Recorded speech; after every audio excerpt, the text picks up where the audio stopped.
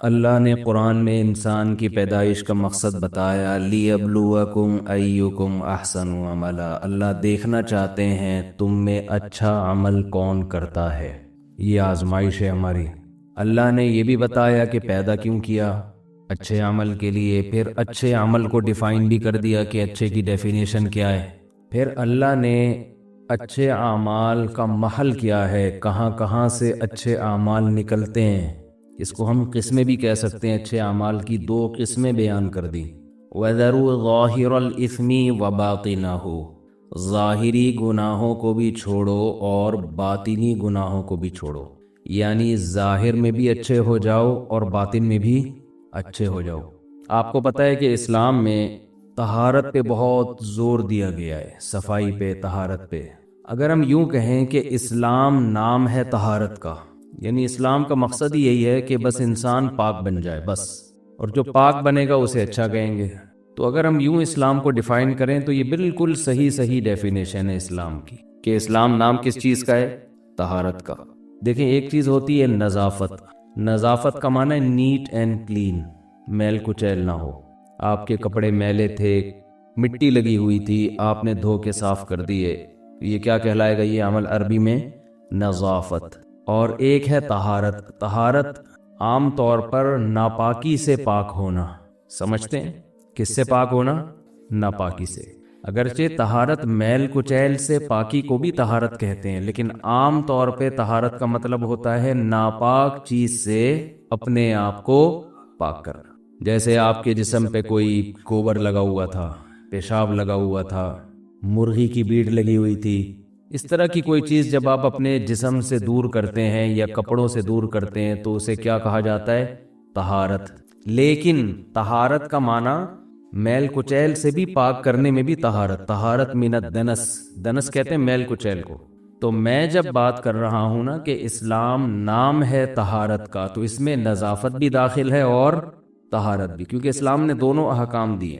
اب کمال یہ ہے کہ طہارت اور نظافت کی جتنی قسمیں سوچ کے بن سکتی تھی نا، اسلام نے ان تمام قسموں کو اختیار کرنے کا حکم دیا ہے۔ مثلا کپڑوں کو میل کچیل سے پاک رکھنا، یہ بھی طہارت ہے۔ کپڑوں کو پیشاب سے پاک رکھنا، ناپاکی کو ہم یوں کہہ سکتے ہیں اسمیل والی چیزیں، جو گندگی۔ دیکھیں، مٹی میل کچیل تو ہے لیکن مٹی میں اسمیل نہیں ہوتی، خاص گندگی، گندی۔ پیشاب میں گندی اسمیل ہوتی ہے۔ تو آسانی کے لیے میں یوں کہہ سکتا ہوں کہ طہارت جو ایسی چیزیں جس میں اسمیل ہوتی ہے، جس میں جرمز ہوتے ہیں، جراثیم ہوتے ہیں، مٹی میں جراثیم نہیں ہوتے، بلکہ وہ تو جراثیم کو ختم کر دیتی ہے۔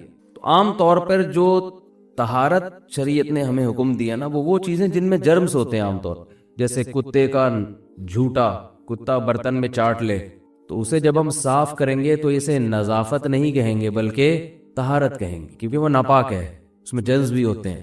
کہیں پیشاب لگا ہوا ہے، اسے پاک کریں گے تو یہ طہارت کہلاتا ہے، طہارت، کیونکہ اس میں جرمز ہوتے ہیں، نجس۔ ایسی چیزوں کو نجس بھی کہا جاتا ہے، نجس۔ تو اسلام نے جب میں نے آپ کو بتایا نا کہ اسلام نام کس چیز کا ہے؟ طہارت کا۔ تو طہارت کی جتنی، یعنی آپ اپنے آپ کو جتنے مختلف لحاظ سے پاک صاف کر سکتے تھے، آپ نے جب کر لیا تو آپ کامل مسلم، کامل مومن کہلائیں گے اللہ کی نظر میں۔ ہر لحاظ سے اپنے آپ کو نیٹ اینڈ کلین کر دیں۔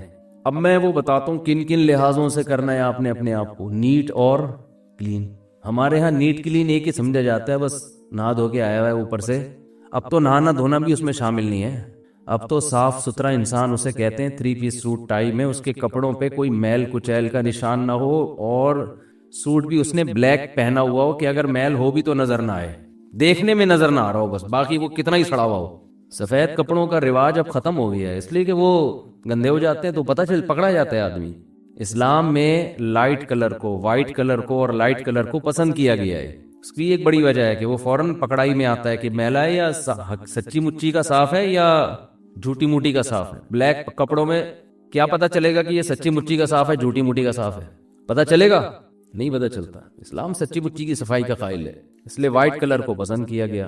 جب بات آتی ہے وائٹ کلر کی، وائٹ کپڑوں کی، تو بعض لوگ آج کل متجددین یہ اشکال بھی کرنے لگے ہیں کہ یہ کوئی سنت عمل نہیں ہے، نبی نے ترغیب دی ہے، لیکن دوسرے کلر بھی پہننا سنت ہے۔ نبی صلی اللہ علیہ وسلم ہر کلر کے کپڑے سوائے سرخ کلر کے آپ نے ہر کلر کے کپڑے پہنے ہیں۔ او بھائی، نبی نے جو ہر کلر کے کپڑے پہنے اس کی وجہ یہ ہے کہ وہ دور نہیں تھا کہ ہر آدمی کو سفید کپڑا میسر ہوتا، غربت کا دور تھا، وہ اس میں ایک کپڑا مل جانا بڑی بات تھی، اس میں پھر وائٹ ہی، اس لیے نبی نے جو بھی رنگ آ گیا پہن لیا، اس میں تکلف نہیں کیا ہے کہ وائٹ ہی کہیں سے لایا جائے اس پہ۔ جیسے نبی نے جو آ گیا کھا لیا نا سامنے، اس لیے کہ کھانا ہی نہیں ملتا تھا، تو اب اتنی غربت تھی۔ آپ نبی صلی اللہ علیہ وسلم گھر جا کے یہ نہیں پوچھتے تھے کہ کیا پکا ہے، یہ پوچھتے تھے کہ کچھ ہے یا نہیں ہے کھانے کو۔ سمجھتے ہیں ہم تو جا کے پوچھتے ہیں کہ آج کھانے میں کیا ہے، مطلب کی چیز ہے تو کھا لیں گے، نہیں تو چلو یار کہیں اور سے کھا لیں گے، ہوٹل پہ کھا لیں گے، پیزا منگوا لیں گے، کچھ منگوا لیں گے۔ وہ دور گیا جب مائیں چمٹے لے لے کے بچوں کو کھانا کھلاتی تھیں، ہماری والدہ تو جو پکا ہے تیرا باپ بھی یہی کھائے گا وہ ونس اپون اے ٹائم۔ اب تو مائیں بچوں سے پوچھ کے کھلا رہی ہوتی ہیں کہ آپ کیا کھانا بھی پسند فرمائیں گے کہ نہیں، بچہ کہتا ہے یہ کھانا، تو وہ نبی صلی اللہ علیہ وسلم گھر میں تشریف لاتے تو پوچھتے کہ کیا پکا ہے، یہ نہیں پوچھتے کہ کھانا ہے یا نہیں، پکا بھی نہیں پوچھتے، کیونکہ بعض دفعہ کھجوریں ہی کھانی ہیں، وہ پکتی تھوڑی ہیں، بس جو ہے کھانے کو، چاہے پکی ہوئی چیز ہے یا کچی ہے، کھانے کو ہے تو لاؤ۔ امی عائشہ کہہ دیتی ہاں ہے، کھا لیتے، کہہ دیتی نہیں ہے تو روزے کی نیت کر لیتے، چلو بھائی شام تک ویسے ہی نہیں ہے تو ثواب کیوں ضائع کیا جائے، بھائی نیت کر لو روزے کی، آج روزہ ہے ہمارا۔ تو جیسے نبی کا کھانے کے بارے میں معمول تھا نا کہ مل گیا تو شکر ادا کرو، تو ایسے ہی کپڑے میں بھی یہی تھا کہ جو کلر مل گیا پہن لو، اس سفید کا تکلف یہ بھی نہیں کیا۔ لیکن جب لوگوں کے حالات اچھے ہو گئے، معاشی ترقی ہو گئی ہے، اب جب کھانے میں تکلف کیا جاتا ہے کہ یہ کھاؤں گا یہ نہیں کھاؤں گا، حالانکہ وہ سنت نہیں ہے، تو کپڑے میں تکلف میں کیا حرج ہے؟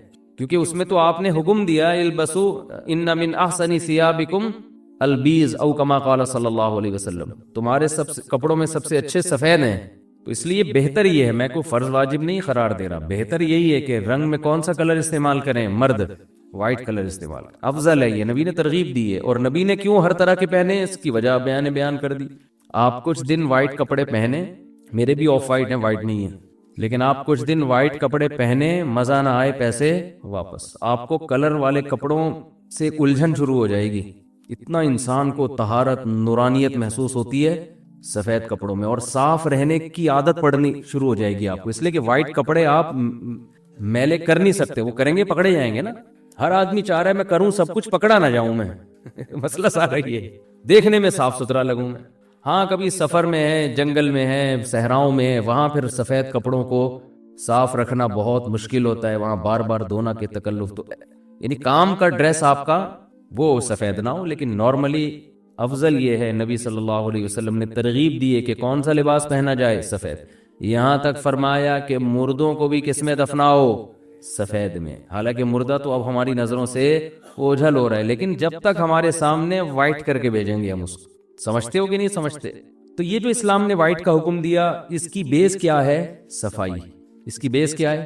اسلام صفائی پہ بہت حریص ہے۔ تو میں یہ کر رہا تھا کہ صفائی کی جتنی، جس کو ہم طہارت یا نظافت، میں نے بتایا طہارت سے مراد نظافت بھی اس میں داخل ہے، تو جتنی قسمیں صفائی کی ہو، اب ہم طہارت مشکل لفظ ہے، اردو کا لفظ صفائی استعمال کرتے ہیں تاکہ آسانی سے سمجھ میں آئے بات۔ اپنے آپ کو کلین کرنے کی جتنی قسمیں تھی نا اسلام نے حکم دیا، ان تمام لحاظ سے اپنے آپ کو صاف رکھو، نیٹ اور کلین ہو جاؤ۔ تو میں یہ کر رہا تھا، صفائی شروع ہوتی ہے کپڑوں سے، اسلام نے حکم دیا کپڑوں کو پاک بھی رکھا جائے اور صاف بھی رکھا جائے، جمعے کے دن خاص طور پر غسل کا حکم دیا۔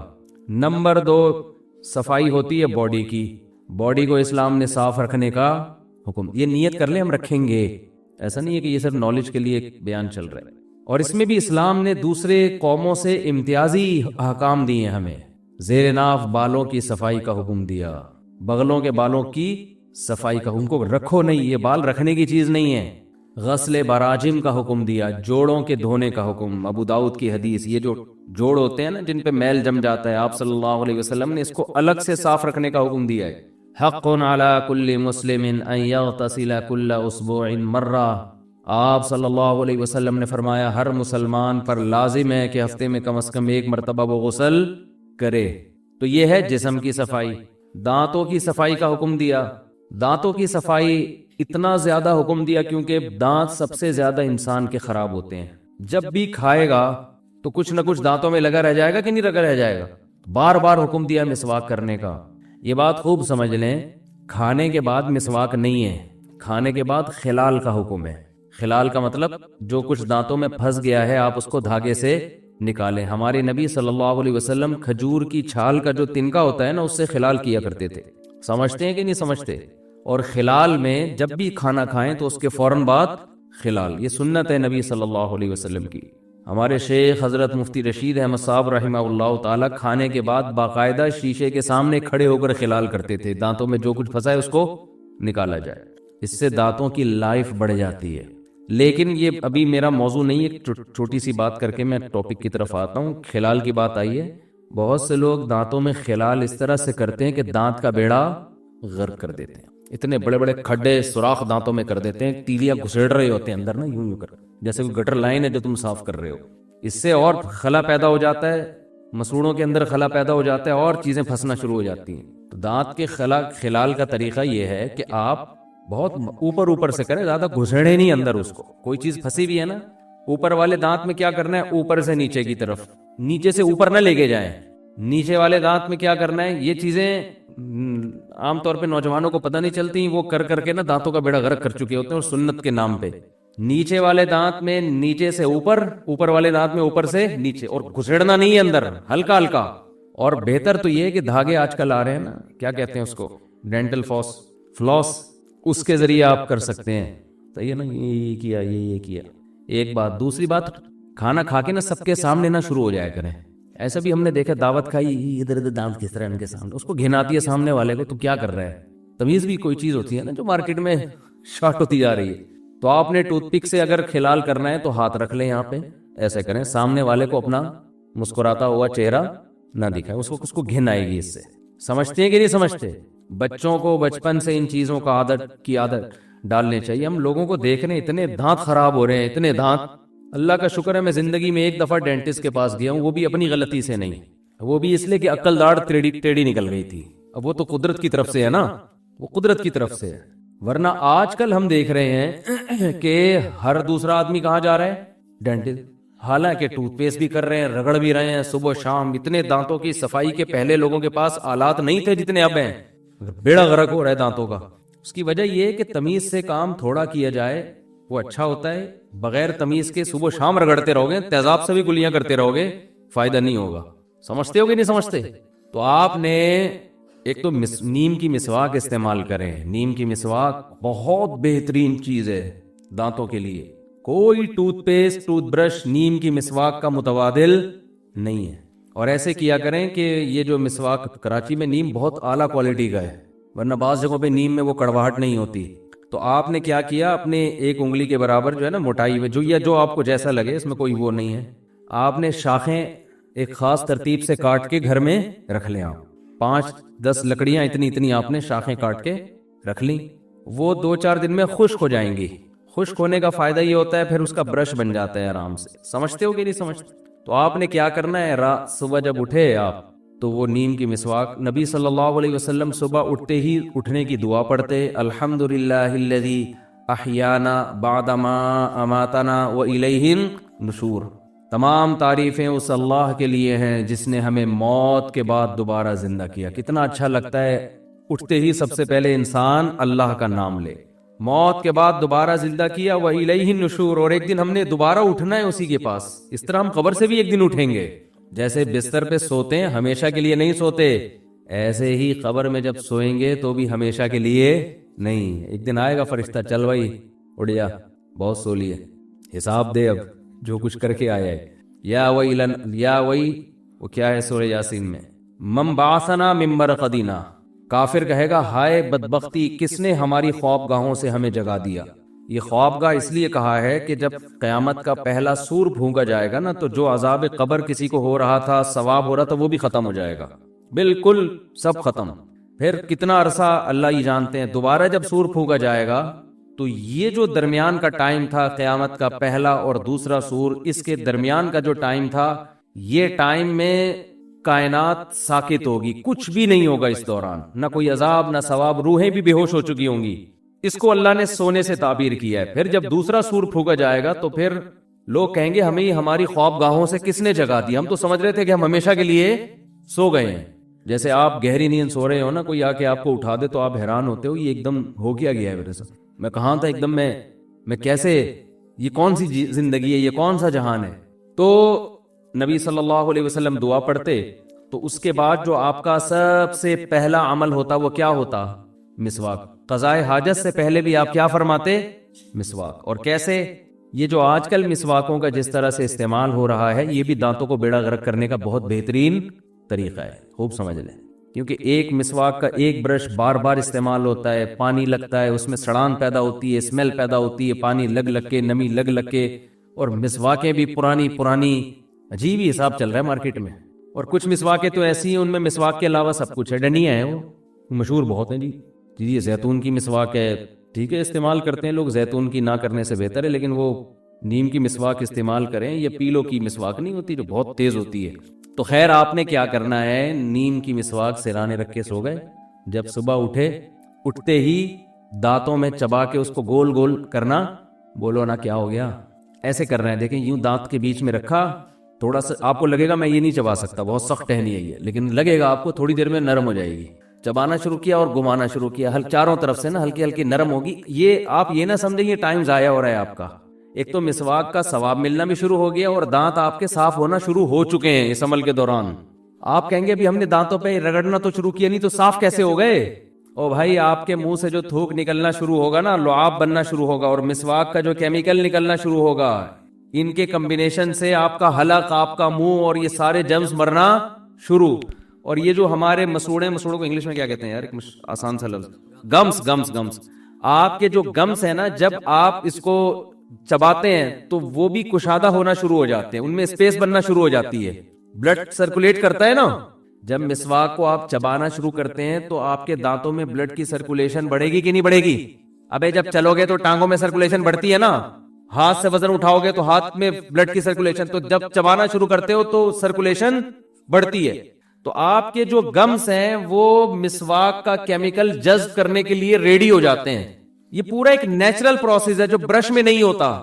برش کو چبایا نہیں جاتا, برش کیا رکھ دیا, وہ بھی صحیح ہے, وہ ایسا نہ ہو وہ بھی چھوڑ دیں, نہ ہونے سے 1000 گنا بہتر ہے, کچھ تو کریں. لیکن مسواک کا الٹرنیٹ نہیں ہے برش. اور مسواک کا جو کیمیکل بالکل آرگینک ہے. آپ کو پتا ہے آج دنیا میں آرگینک چیزوں کی قدر بڑھتی جا رہی ہے. یہ جو کیمیکل ٹوتھ پیسٹ میں ڈالے جاتے ہیں, ہمیں کیا پتا کل تحقیق سے ثابت ہو کہ بیڑا اسی وجہ سے غرق ہو رہا تھا. ٹھیک ہے میں نہیں کہہ رہا, میں کسی ٹوتھ پیسٹ پہ الزام نہیں لگا رہا, لیکن یہ انسانوں کی بنائی ہوئی چیزیں صحیح بھی ہو سکتی ہیں, فائدہ مند بھی ہو سکتی ہیں, اور سائیڈ ایفیکٹ بھی ہو سکتے ہیں. پیغمبر کبھی ایسی چیز استعمال نہیں کرتے جس میں 1% بھی نقصان کا پہلو, کیونکہ پیغمبروں کی گائیڈنس کہاں سے ہوتی ہے؟ اللہ کی طرف سے. ہر پیغمبر نے مسواک استعمال کی ہے. اگر اس مسواک میں نقصان ہو رہا ہے تو آپ کا اپنا قصور ہے, آپ استعمال غلط طریقے سے کر رہے ہو اس کو. تو آپ نے کیا کرنا ہے میرے بھائی, دانتوں کے درمیان میں رکھ کے اس کو ہلکا ہلکا چبانا ہے اور گول گول گھمانا ہے, یہاں سے بھی اور لیفٹ سائڈ, تاکہ دونوں جبڑے آپ کے استعمال ہو نا. تو اس سے کیا ہوگا کہ آپ کے گمز میں وہ کیمیکل جذب کرنے کی صلاحیت بڑھے گی, اور آپ کے دانت تیار ہو جائیں گے کہ ہمیں صاف کرو. بالکل جیسے ہم جب کھانا کھاتے ہیں تو چباتے ہیں تو میدا ہمارا نگلنے کے لیے تیار ہو جاتا ہے, اور وہ کیمیکل پہلے سے چھوڑنا, بغیر چبائے نگلیں گے تو ہضم نہیں ہوتا. یہ پورا ایک نیچرل پروسیس ہے, چبانے سے شروع ہوتا ہے یہ مسواک کے, سمجھتے ہو؟ پھر آپ نے کیا کرنا ہے, جب چبا کے ہلکا ہو گیا تو پھر آپ نے اس کو دانتوں پہ رگڑنا ہے تمیز سے. خلال آپ رات کو پہلے ہی کر چکے تھے, اس کا فائدہ یہ ہوگا کہ ایسا نہیں ہوگا کہ مسواک کے جو کیمیکل ہے آپ کے دانتوں کے بیچ میں نہ جائے, کیونکہ جو خلال آپ رات کھانے کے بعد کر چکے تھے اس سے وہ سارے دانت پہلے جو بڑے بڑے اس میں فالٹ تھے, جو چٹانیں پھنسی ہوئی تھیں, وہ کیا ہو گئی, پورے گوشت کے لیگ پیس پھنسے ہوئے تھے, اس میں پٹ کے گوشت پھنسا ہوا تھا, جو بھی تھا وہ سارا کیا ہو گیا ہے, نکل گیا. اچھا ابو داؤد کی حدیث ہے, آپ صلی اللہ علیہ وسلم نے فرمایا جب دانت سے خلال, زبان سے خلال کرو تو نگل لو, جب کسی باہر کی چیز سے خلال کرو تو اس کو باہر پھینک. ابے بھائی کوئی گوشت پھنسا ہوا ہے, آپ نے زبان چلائی, نگل لو اس کو, لیکن جب آپ ٹوتھ پک وغیرہ سے خلال کریں تو نگلے نہیں بلکہ اس کو باہر پھینک دیں. اس میں کیا حکمت ہے اللہ ہی جانے. تو آپ نے کیا کر رہے ہیں, اس مسواک کو آپ نے پھر دانتوں پہ گھمانا شروع کیا, اس کی کڑواہٹ آپ کے جو پھیپھڑے ہیں نا, ان تک کو صاف کرے گی، آپ کے گلے کو صاف کرے گی، آپ کی ناک کی رطوبات کو خارج کرے گی. وہ ایک ایک چیز میں حکمت ہے. یہ سب پہلے کی کروایا جا رہا ہے. اس کے بعد جب آپ وضو کرو گے نا تو آپ کی ناک بھی اچھی طرح سے صاف ہوگی. وہ کیمیکل ناک تک آنکھوں تک پہنچے گا وہ، اور آپ کی نیند کو بھی غائب کر دے گا. آپ فریش ہو جاؤ گے. سمجھتے ہو؟ اس کیمیکل سے کاکڑ دن نہ ہو جائے گا بس. اور میں مختصر لفظوں میں اور کیا کہہ سکتا ہوں یار. آپ کر کے دیکھو، مزہ نہ آئے پیسے واپس. اور ایک الگ تازگی محسوس ہوگی آپ کو، ایک الگ ہی خوشی محسوس ہوگی، روحانیت محسوس ہوگی. اس کے بعد آپ نے واش روم جانا ہے تو جائیں، اگر ضرورت ہے. نہیں ضرورت ہے تو یہ کوئی فرض واجب نہیں ہے. لوگ صبح اٹھ کے نہیں بھی آ رہا ہو تو واش روم جا رہے ہوتے ہیں. بعض لوگوں کو دیکھا ہے نماز کے ٹائم پہ لازمی بیت الخلاء گھسیں گے. میری آج تک سمجھ میں نہیں آیا بھائی. واش روم کا تو جب تقاضا ہوتا ہے تو نماز کا ٹائم نہیں بھی ہو تو بھی جاؤ. جب تقاضا نہیں ہے تو نماز سے کیا؟ تو نماز اور واش روم یہ لازم ملزوم نہیں ہے. سمجھتے ہو؟ لیکن بہرحال ہوتا ہے صبح صبح عام طور پہ لوگوں کو. تو چلے جائیں واش روم سے فارغ ہو کر پھر آپ نے کرنی ہے وضو. اور نبی صلی اللہ علیہ وسلم نے خاص طور پہ صبح کے وقت کے بارے میں فرمایا کہ شیطان آپ کی ناک کے نتنوں کے اندر ٹھکانہ بنا کے رات کو بیٹھتا ہے. حدیث کے الفاظ ہیں.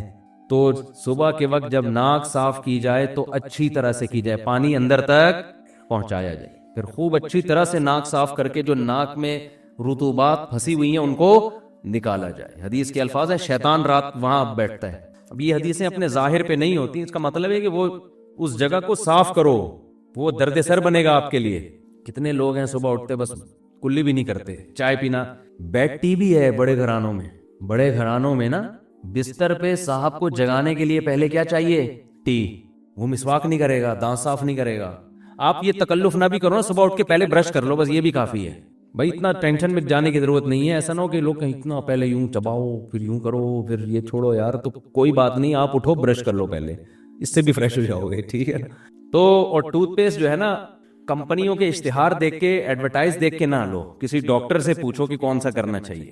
ہمارے ہاں چیزیں خریدی جاتی ہیں ایڈورٹائز دیکھ کے کہ کس کا ایڈورٹائز زیادہ آ رہا ہے. حالانکہ عین ممکن ہے جس چیز کو ایڈورٹائز زیادہ آ رہا ہے وہ سب سے زیادہ نقصان دہ ہو، اسی وجہ سے ایڈورٹائز.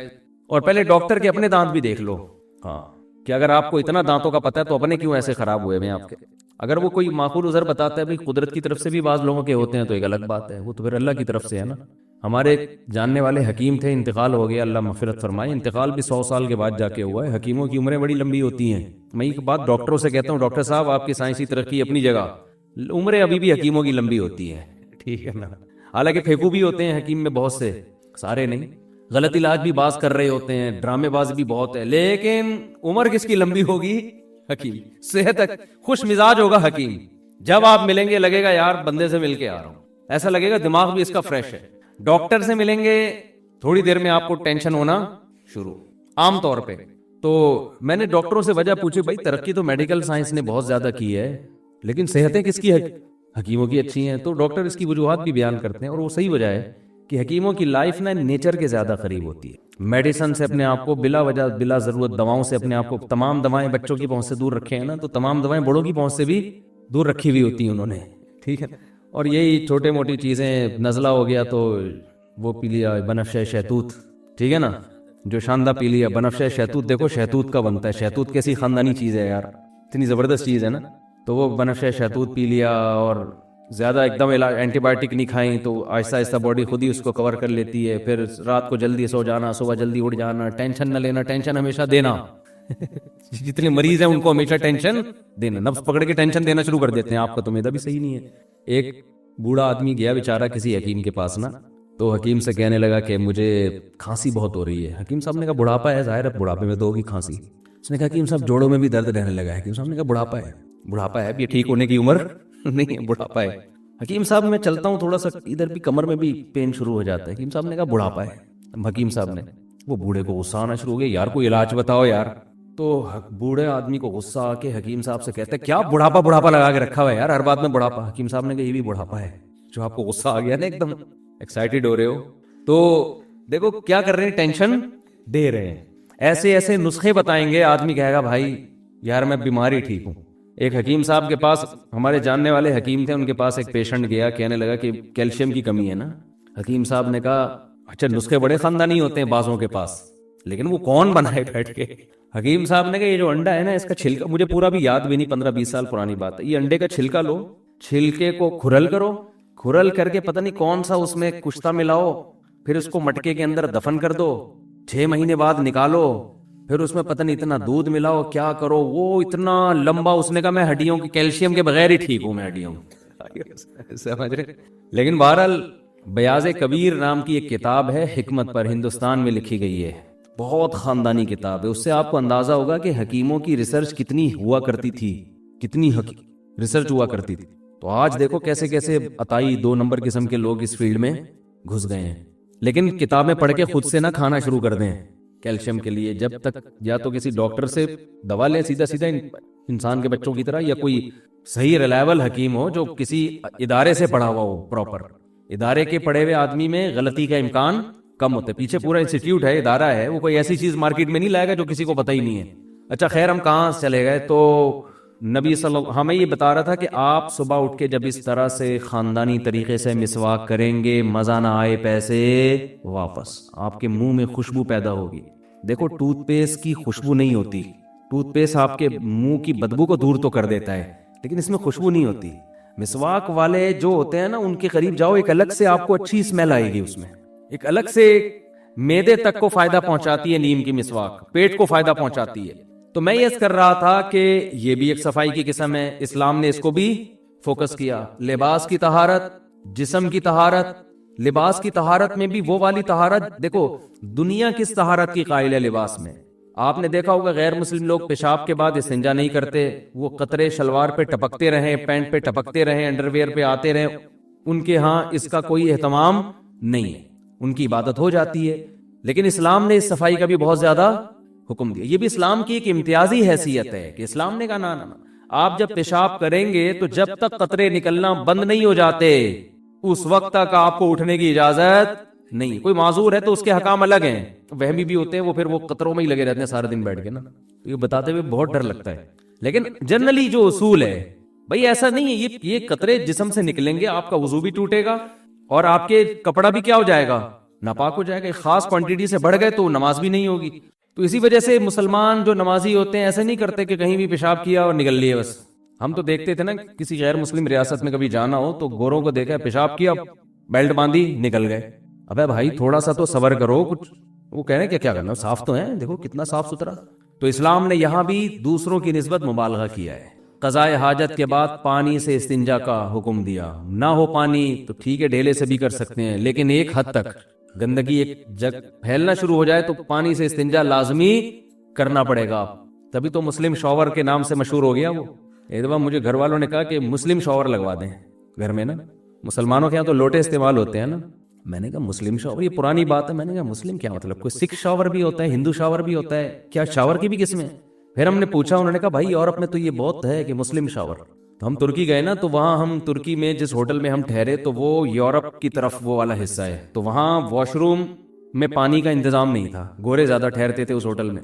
ہم جب گئے ہم نے دیکھا تو پانی نہیں، ہم نے کہا بھائی مر جائیں گے، جان سے ہاتھ دھو بیٹھیں گے، یہ واش روم ہم استعمال نہیں کریں، یہ ہو ہی نہیں سکتا یار، یہ نہیں ہو سکتا۔ انہوں نے کہا بھائی ایسا ہی ہے، میں نے کہا جیسی کی تیسی بھائی، نہیں ہوگا، واپس جاؤ۔ تو میرا مقصد کسی قوم کا مذاق اڑانا نہیں ہے، میرا مقصد یہ ہے کہ یہ جو مسلمانوں میں یہ چیز آئی ہے کیا ہے، وجہ کیا ہے؟ طہارت من النجاسات، نجاست سے طہارت ایک الگ کانسیپٹ اسلام نے دیا ہے کہ صرف نیٹ کلین نہیں ہونا، آپ نے وہ چیزیں جو جرمز کا ذریعہ بنتی ہیں ان سے بھی اپنے آپ کو پاک رکھنا ہے۔ یہاں بھی مبالغے کا حکم دیا، بغلوں کے بال صاف کرنا ہی صرف اسلام کا حکم ہے، کسی اور مذہب میں نہیں ہے۔ تو میں اصل تو آگے جانا چاہتا ہوں، یہ تو مسواک پہ بات شروع ہو گئی، صفائی پہ بات شروع ہو گئی، اصل تو میں آگے جا رہا ہوں۔ میں یہ عرض کر رہا تھا کہ طہارت کی اور بہت ساری، دیکھو غیر مسلم صرف 2 قسم کی طہارت کا قائل ہے، ایک کپڑوں کو صاف رکھو، ایک باڈی کو صاف رکھو، اس میں بھی اتنا صاف جتنا اسلام نے حکم دیا وہ اس کے قائل نہیں ہے، اس کے آگے کسی اور قسم کی صفائی کے غیر مسلم قائل ہی نہیں ہے، سمجھ رہے ہو؟ حالانکہ صفائی کی اور بہت ساری قسمیں جس کے اپوزٹ کو قرآن نے نجاست قرار دیا ہے، ان میں سب سے پہلے ہے عقیدے کی صفائی۔ آپ کا عقیدہ گندا بولو نہیں ہونا چاہیے۔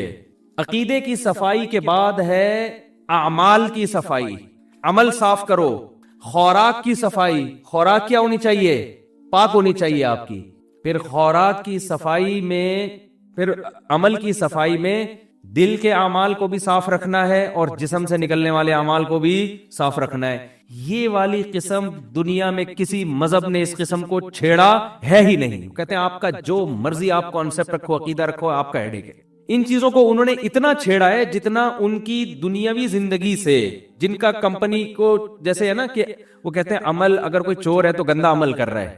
وجہ اس کی کہ چوری کرنے سے آپ کے کمپنی کو نقصان ہوگا, آپ کے کنٹری کو نقصان ہوگا. تو جتنا ان کی ذاتی مفاد پہ جہاں زر پڑ رہی تھی تو وہاں تک تو انہوں نے کہا کہ عمل کو صاف رکھو. جہاں ذاتی مفاد پہ زد نہیں پڑتی کسی کے تو جیسے مرضی ہو جاؤ آپ, یہ آپ کا ہیڈیک ہے. سمجھتے ہو گے نہیں سمجھتے ہو, میں مثالوں سے سمجھاؤں گا تو آپ کو سمجھ میں آئے گا انشاءاللہ. پھر بھی سمجھ میں نہیں آیا تو پھر کہیں اور بیان سنے جا کے. جس کی بات سمجھ میں آ رہی ہے اس کا سنے نا. عقیدے کی صفائی کیا ہے میں مثال سے سمجھاؤں گا, پھر بتاؤں گا تو بات سمجھ میں آئے گی. آپ کے ایک ابو ہیں, قطب الدین ان کا نام ہے. میں ستار وسیم کی جان چھوڑ کے اب قطب الدین پہ آ گیا ہوں, جو نام ہوتا ہی نہیں نا عام طور پہ. قطب الدین ان کا, کیونکہ ہمارے بھی اپنے کچھ ریلیٹو ستار بھائی نکلے. ابا آپ کے, ان کا نام کیا ہے؟ سبکتگین. اور مشکل کر دو نا تاکہ کسی کا ہو ہی نہیں. سبکتگین صاحب ہے. ان ابا نے آپ کی خدمت کی, آپ کو پڑھایا لکھایا, ہر جگہ دعوتوں میں محفلوں میں اپنے ساتھ لے کے جاتے, تعارف کرواتے, یہ میرا بیٹا ہے. نادرہ میں بھی نام انہی کا ڈلا ہے, سب کو پتا ہے دلائل کی دنیا میں یہ ابا ہیں, سبکتگین صاحب اس کے ابا ہیں. ایک دن آپ نے اپنے ابا سے کہا, ابا میں ابھی تک کنفیوژن میں ہوں کہ آپ بھی میرے ابا ہیں اور شاید وہ والے بھی ابا ہیں. اب بیٹا چاہے ڈیٹول سے نہا کے آیا ہوا ہو, عود کی خوشبوؤں میں نہایا ہوا ہو, آپ بولو گے یہ کانسیپٹ کے لحاظ سے پلید ہے, گندا ہے, معذرت کے ساتھ گالیاں دو گی, غیرت لیس آدمی ہے, یہ نفرت ہوگی. کسی بھنگی اس کی گندگی کی وجہ سے اتنی نفرت کسی صاف ستھرے آدمی کو نہیں ہوگی جتنی آپ کو اس کے عقیدے سے بدبو محسوس ہونا شروع ہو جائے. آپ بولو گے وہ بھنگی تیرے سے اچھا ہے, چمار تیرے سے اچھا ہے. آپ کے 2 بیٹے تھے نا, ایک طرح بھنگیوں کی طرح رہتا ہے. آپ کو بتاؤ اسمیل کس میں زیادہ آئے گی؟ اسمیل سے مراد کہ جس اسمیل کی وجہ سے نفرت ہوتی ہے, آپ کو اس کے چہرے سے نفرت ہو جائے گی کہ یار تو کیا کر رہا ہے, تو مجھے باپ ماننے کے بجائے کسی اور کو باپ مان رہا ہے, یا میرے باپ ہونے کا انکار کر رہا ہے. دیکھو انسان کی نیچر ہے ہر بری چیز. دیکھو گندگی سے بھی نفرت کیوں ہوتی ہے کہ وہ بری ہوتی ہے. تو اصل نجاست کیا ہے؟ برائی, وہ اصل نجاست ہے. سلیم الطبع انسان, وہ انسان جو اپنی فطرت پر قائم ہو, اسے گندگی سے محبت ہوتی ہے یا نفرت ہوتی ہے؟ یہ محبت ہوتی ہے, نفرت ہوتی ہے نا. ہاں جو نیچر پہ قائم ہی نہ ہو اسے گندگی سے محبت شروع ہو جاتی. بھنگی کو گندگی سے محبت نہیں ہوتی, نیچر سے ہٹ چکا ہوتا ہے وہ. سمجھ میں آ رہی بات کہ نہیں آ رہی ہے؟ لیکن ایک نارمل آدمی کو ہمیشہ گندگی اور اسمیل بدبو سے کیا ہوگی؟ نفرت. تو یاد رکھو جو آدمی اپنی فطرت پہ قائم ہے اسے برائی سے محبت نہیں ہوتی, برائی سے نفرت. اور برے آدمی سے بھی نفرت, برے آدمی سے بھی اس کا دل اس کی طرف مائل نہیں ہوگا. جب پتا چلے گا نا یہ آدمی ایسا ہے, چور ہے, تو ایک انسان کی طبیعت اس کی طرف سے کھچتی ہے. دیکھو جب ہم کسی کی تعریفیں سنتے ہیں, یار یہ ایماندار آدمی ہے, یہ کبھی جھوٹ نہیں بولتا, ایک دم جذبات آتے ہیں نا, اس کی طرف طبیعت مائل ہوتی ہے کہ میں بھی جا کے حضرت جی سے کہ ہاتھ چوموں, حضرت جی سے گلے ملوں, اتنے اچھے ہیں. یہ انسان کی نیچر ہے, چاہے گورا ہو, کافر ہو, مسلم ہو, سب کی نیچر ہے یہ. تو اصل میں انسان کی نیچر یہ ہے کہ اسے گندگی سے نفرت ہوتی ہے. برائی سے نفرت ہونا اس کی علامت ہے کہ برائی بھی کیا ہے؟ ایک گندگی ہے, میل ہے, مانوی لحاظ سے میل ہے. یہ نظر نہیں آتا, محسوس ہوتا ہے. تو شرک سب سے بڑی گندگی اور نجاست ہے جس سے اسلام نے ہمیں بچنے کا بولو حکم دیا. لیکن دنیا میں اس نجاست پر نہ بیانات ہوتے ہیں, نہ اس نجاست سے اس دنیا میں انسانوں کو بچانے کی کوشش کی جاتی ہے. قرآن کہہ رہا ہے انما المشرکون نجس, مشرک نجس ہیں, نجس. فلا یقربوا المسجد الحرام, ان کو مسجد حرام کے قریب بھی پٹکنے مت دو. تو یہ بھی بھائی ایک طہارت ہے کہ آپ اپنے نظریات کو شرک کی گندگی سے